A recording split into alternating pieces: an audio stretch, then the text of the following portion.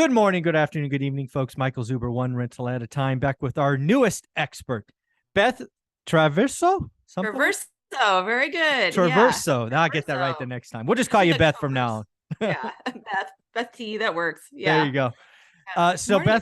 Beth, something that we failed to do last time is we were getting all the single ladies to understand house hacking in '95, buying investment properties to really be financially stable on their own. Is really who is Beth, and why are you now one of the experts coming back Right. weekly? So Yeah. First of all, I want to say thank you so much for including me among the greats here. This is really an honor for me, and I think this is so awesome. So I'm just very excited to be here. Thank you. So I figured maybe what I would do first is just kind of start like where I am today and then kind of rewind back. So perfect. so where I am today, so there's two parts of my real estate journey. So I'm a real estate agent Mhm. in the Seattle area. I have a small team. I'm a top 1% agent in the nation. Last year, of sales volume about 86 million. And so it's myself and two other agents and two full-time admin, and we're just working all the time. So boots on the ground, we're in the game and seeing what's happening in real estate sales. And Mhm. then there's the real estate investment side, which for me has always been kind of two separate worlds. They're not a whole lot of overlap.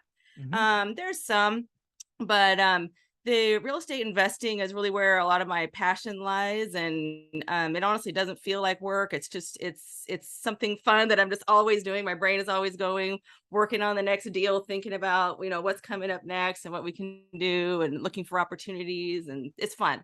Mhm. So as far as my portfolio, I have 18 properties in the Seattle area, Nice. which it's a high priced area, and it's a mix of properties, a lot of single family. We don't have a whole lot of multifamily here, but I do have like one duplex, and some commercial properties and even some vacant land that we're looking to develop and things like that. So that's kind of where I am today. And so if we were going to rewind back to where I started, really it was like that first house hack, like we talked about before, which I won't go through all of those details again, as we covered that in that video. But in 1995, I would just turn 21 and was frustrated because I felt like I was going to be priced out forever in the Seattle area. And how would I ever own my own home? And Mhm. this isn't something I can do. But then I found a way to do it. I purchased it, with my dad as a partner, and got my foot in the door. And that started me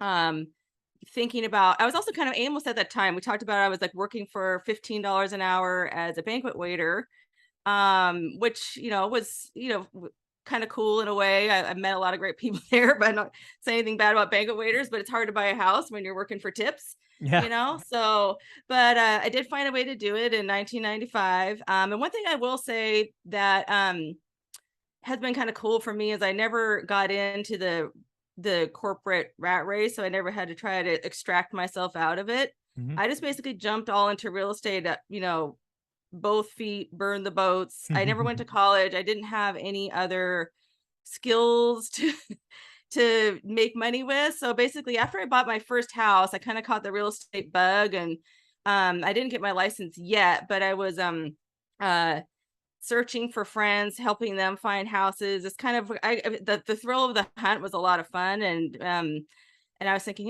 maybe I could do this. So I got my license, got started. But it really is a slow process. So I'm not a get rich quick example, but I'm more just like, what you teach of just like doing the work one rental at a time, just building a portfolio over years. Mhm. Um, by the time in 2002 was when I bought my first strictly investment property, and that was when I had my first great year in real estate, great for my standards at that time.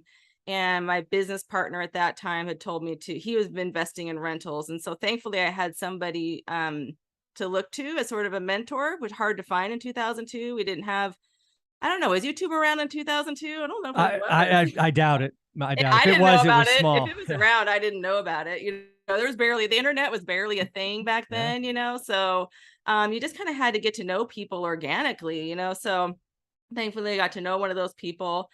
And that's one of the things I would say for anybody looking to get started is just like find people who are doing what you want to do, you've got this community here, but also finding people in real life, I think is a really valuable thing. Like you need to have people to guide you and encourage you and mentor you. And thankfully I had that in this business partner of mine. He's now retired and living in Europe, retired early and living off his rental income and in real estate investments, so just another example of that working.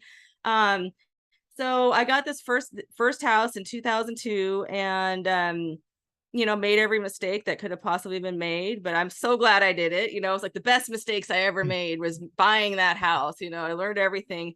And then around that time I met my husband, and he also had kind of done the same thing. Like he had house hacked, and then he had just bought his second house hack.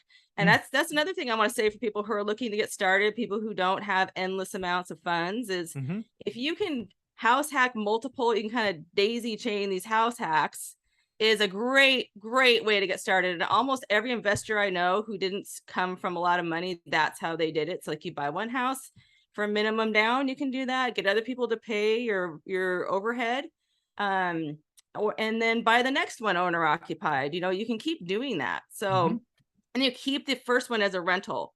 So in the beginning, I always thought I'm never selling anything. It's like I'll never be able to buy that house again. I'm never selling it.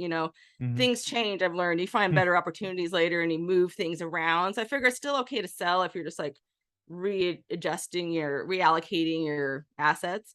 But so I had to, he had to, he's a contractor, I'm a real estate agent. It was like this perfect match, if you will, yin and yang. Yes. Yeah, I know. So that was really great. So he was able to help me with fixing up these places. And so we kind of started doing this thing. We got married in 2005, still married today with 3 kids. We would look for properties that needed some value add. So, like finding like houses that might be a little run down in a really great area that we could buy and fix up and put long-term renters in there. Some of them we did BRRRRs. It's another thing. I didn't know BRRRR. What's BRRRR? It's like we just basically fix the house up and then you refi it, you get the money out, and it's basically just kind of been, by the time 2008 hit, I think we had 5 properties among us. And that's when it really hit the fan for everybody at that time, including me, so we bought the house we're in now. Thankfully we still have it, but I'm telling you, it was some really nail biter years there, because we kind of put the cart before the horse a little bit, and we used one of those toxic option arms. You remember? People, let's hope the day never comes when those things come back.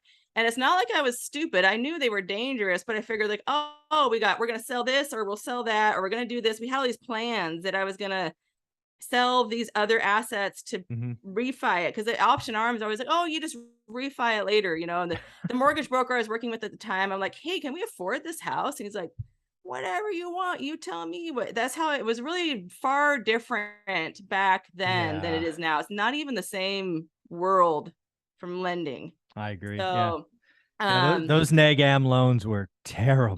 Oh, horrendous, people. So let me say, so just to give you an example, like I think our teaser, you qualify on the teaser payment, which is not even the interest only. It's less than interest only. That's why they call it negative amortization, because every month you owe more than the month before. So I think our first teaser payment was like, I don't know, $2,000 or something. Yeah. Like, $2,000, whatever, and we'll just kind of sell some of these. We're working on subdividing a property. Yeah. The second house hack of my husband's, we were working on subdividing that, and we were going to use those proceeds to like pay down like half the mortgage. I'm like, this is great, no problem. Anyway, then the crash happened, right? So we bought this house in March of 2007. That's right around when things were starting to peak here in the Seattle area. They peaked around, I think, like June or July of that year. Yeah. So, and subdividing land takes a really long time. So it takes years in our area, years. So, we thought it was right around the corner. It wasn't. And then by the time it was done, the market had cratered. We were upside down in value. So we couldn't even sell the house we were in. I just had a baby. There was all that stuff too. And then the subdivision finally went through, and that is honestly what, I'll cut a long story short, but our payment exploded from like $2,000 a month. So I think it was like, I don't know, $4,500 a month or something like that. And at that Yeah. time, They my jumped crazy. it went like more than doubled. Mm-hmm. And I was like, I can't do this. I mean, I could, but all our savings will just be gone. And, and my income as a real estate agent had just been like shriveled up and blew away, and, Mm-hmm. and contracting, my husband's Yeah. business, same thing. So like, whoa. So it's when these kind of catastrophes happen, it's never just like one domino falling. It's like all of them kind of fell at once. Mm-hmm. Now, let's hope we never experience that again, and there's things you can do to make yourself more resilient in the future, which definitely, like, we went through that trauma, we Mm-hmm. learned, Mm-hmm. but one thing I can say is that we did eventually get that short plat done. We had to sell those lots. We did find a builder who we fire saled them. We found a builder who bought them for like half of what we would have normally received for them. Good deal for the builder, and good deal for us too, because it gave us some liquid funds to live off of. So we got money from that basically got us through the next, I don't know, several years. We basically just lived off of that income. Mm-hmm. So I can say like, hey, real estate, there's the good and the bad, right? So I mean, like we were able to build this portfolio. It blew up, but then it didn't go to zero. Think about real estate. It's not like crypto or one of those things where it's like it could be worth nothing. Yeah. I did buy some crypto last year. It was not, and I can't even look, like, I don't know. It's worth like maybe like 10% of what it was worth, and whatever. It was just play money anyway, but real Yeah. estate doesn't do that. It's always worth something, Mm-hmm. So we were able to sell that and get through that. It got us through some really lean years, Mm-hmm. but I did lose a lot of time with my investing. Like we were able to keep those 5 houses, thank goodness, because they all cash flowed, right? So we didn't lose any of them. Even the house we're in that we had that horrible toxic loan, it took about a year, but I made it my mission that I was going to get a loan modification, and we did. I know we were one of the lucky ones that got the loan modification. I heard a lot of people weren't Yeah. able to do that. Thankfully we got it. So we were able to keep it, and make it more manageable. So we were one of the fortunate ones there. We're still here. And that's one of the morals of the story too. It's like, yeah, the value flipped and we were way upside down for many years. And psychologically that doesn't feel good. But Mm-hmm. if you don't have to sell, it doesn't really matter. So same thing with all these other assets, that we bought that are they're cash flowing, they're working out. It's value goes up, value goes down. It never feels good to be upside down as something, but just knowing that it's still there and you can ride it out, and it's not going to drain you. It's still like contributing to your income every month. Mm-hmm. Mm-hmm. So I lost, we probably did lose about 10 years or so in our investing journey. There's a huge gap there because of that.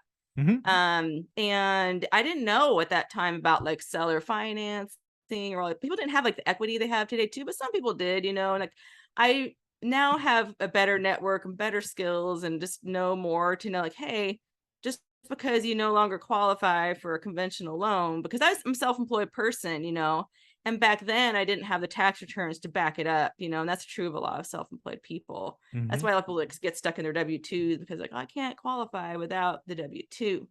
Yeah. So, so anyway, there's this big gap in there, but at least we were able to keep our properties. And I always felt like, at least we got that, like that's, even if I do nothing more than have those 5 properties, like our retirement will be covered if we need it, and it just gives this good sense of just like having this foundation and this like grounded, like it really gives me like a more like peaceful feeling and knowing I've got that, because in my line of work, there is no fallback. There's no retirement. Like you only, there's no guarantee of anything. I basically wake up unemployed every single day, have to go out there, create a job, get the job, bring home the bacon, and it's, if you don't do that, you don't get paid, and there is no safety net, none. Mm-hmm. So I had to create that, and that's real estate investments are the safety net. And I really think more agents should invest. So Oh yeah, me too. that might be a topic for another day, but I definitely think that that's something that really isn't, I don't know why that opportunity is not. I have some ideas about why, but for me, I know it's been a real game changer. And then around 2018, it's like I lost a whole 10 years there. We started jumping back in. I built my real estate business from kind of a hobby to a real business. I threw everything into it because I'm like, this is what I got to do. I need to make this work, so the market was starting to come back. I needed to come back. I did it in a meaningful way. You know, I really charged in full force, you know, built my business and my team, and got to where like, okay, now I've got the funds. I want to get out there and start investing again. So we started buying up more properties in our area just outside Seattle, and finding new opportunities, I look a lot for value add. Like, so my buy box, if you will, is is it's basically like a starter home in a few particular class A areas that are zoned for multiple strategies. So like you could use it they make sense as a long-term rental, but you can also maybe do, some of them are zoned for commercial or residential. So you could put a business in there, you can rent them out short-term, long-term, or you can tear them down and build a mixed-use building down the road. So I've been picking up properties like that where there's multiple ways that they can be used. And then we've kind of branched out. I'm not ready to go out of state. I feel like I can only invest where I really know. Like I got to really know every little nook and cranny of the area. And I can't do that out of state. Some people really can, and bravo to them. I have not been able to do that yet. I've tried. Not my stick. Yeah, not my stick. I tried and failed. But I have found, like, in Seattle is one of the most expensive areas out there, just like you in the Bay Area. But if you drive a little ways out, you can find some other gems of areas. So they're still really great areas. And so we started doing that. We know there's a mountain pass about 45 minutes from me. So we just go over that pass. There's a little tourist mountain town that has now become a place where people telecommute or physically commute to like their Amazon jobs and stuff. Wow. So it's like booming over there. And so we've been investing over there too. And, you know, I said I was going to make a story short, but here we are. So yeah. So so there's a couple of things I want to hit on for this kind of introductory to who Beth is. One is, again, as we said last time, you started on your own. You found a partner who was kind of doing it as well. You know, the yin and yang of agent and contractor is a true blessing. Yeah. You experienced the good times and the bad times. I think there's a lot of folks in real estate and stock markets and crypto. This is their first bad time. Yeah. It just is. You and I went through it, right? We were investing before it. You got caught up in that toxic loan junk, which really hurt, right? The story was the story. Oh, don't worry, you'll just refi, no big deal. It really was. It was a crazy time. It was the most horrendous, stressful thing I've made. One of the most stressful things I've ever had to. Well, I have a crazy question that you're the only person I know that can answer this question. Oh. What was harder, giving birth or getting that loan mod successfully? Because both of those could not. 9 months. They were both struggling hard, and yeah. Oh my God, I have to say, well, yeah, I think some people might think I'm crazy, but I think that loan mod was more traumatic. Yeah, it seems like the rules changed all the time. You had to keep faxing documents. Like, this is the 17th time. I started recording the conversations, so they tell me something different every single time. Yeah, it was. They just didn't know. It's not intentional. It's just the first time it just all blew up, and the process, and they didn't exist. They didn't have systems. They didn't know what they were doing. Nobody knew. Nobody knew. Yeah. So. Then the other things I take from your story. As you live below your means, one of the reasons real estate agents don't invest is when they have their first good year, they buy the new whip. They take a great vacation. You buy a rental. So shout out to you. That's one of the reasons. Let's be clear. Then, you had a gap. And I think if you look at that 10-year period, knowing what you know today, I think you would admit you should have taken advantage. There was a lot of stuff on sale in Seattle.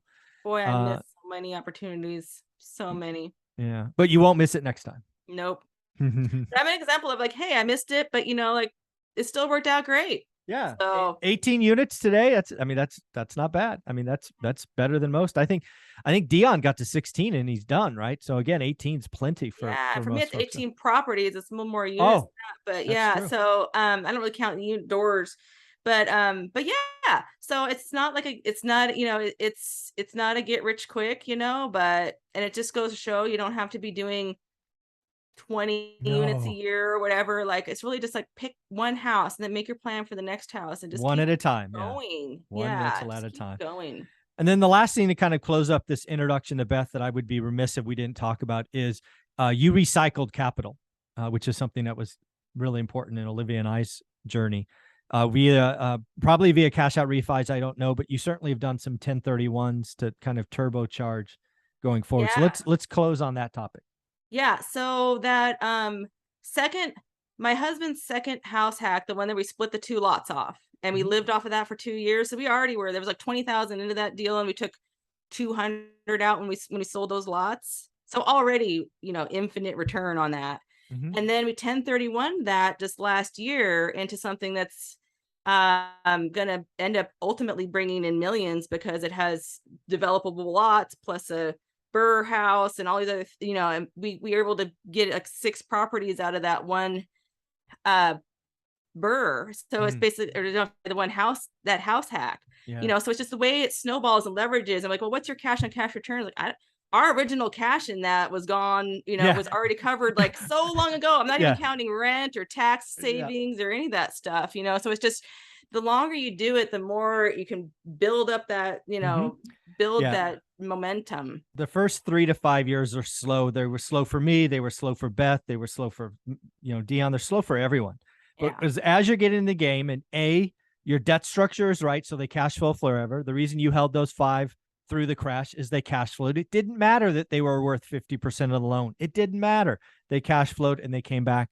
The longer you hold, the more equity you have, options. You can pay them off like Dion wants to do, or you can recycle capital. When we look at our portfolio today, 22 years later from the first, we have none of our original capital in Yeah. any of our investments, which is pretty outstanding. So very cool. Any closing thoughts as we wrap this up? No, just I look forward to sharing and hopefully being an example of like, hey, you don't have to be, I don't know, fill in the blank. Like, regular people can do this. I feel like I didn't come from any Yeah. special place, You mean you weren't anointed as the real estate queen? I mean, come on. no, not born that way, No, no, not got at it, all. but You earned it. Absolutely earned it. thank So you. Beth, do me a favor. How can people follow you? Because you are a giver, a helper, and you are our newest expert. You're going to be coming back every week. Thank you so much. Thank you. Yeah. Well, I'm easy to find. On Facebook is the easiest way for people to message me. My name's right there on the screen. So Mhm. Beth Traverso. I like to be in the real estate rookie Facebook group, helping out rookies, answering questions. If you're interested in buying or selling real estate in the Seattle area, my website is bethtraversogroup.com. And I look forward to connecting with everybody. Awesome. Send her a note. Let her know you came from one rental at a time. So she knows her time with us each week is valuable. Thank you, everyone. Take care, Beth. Thank you.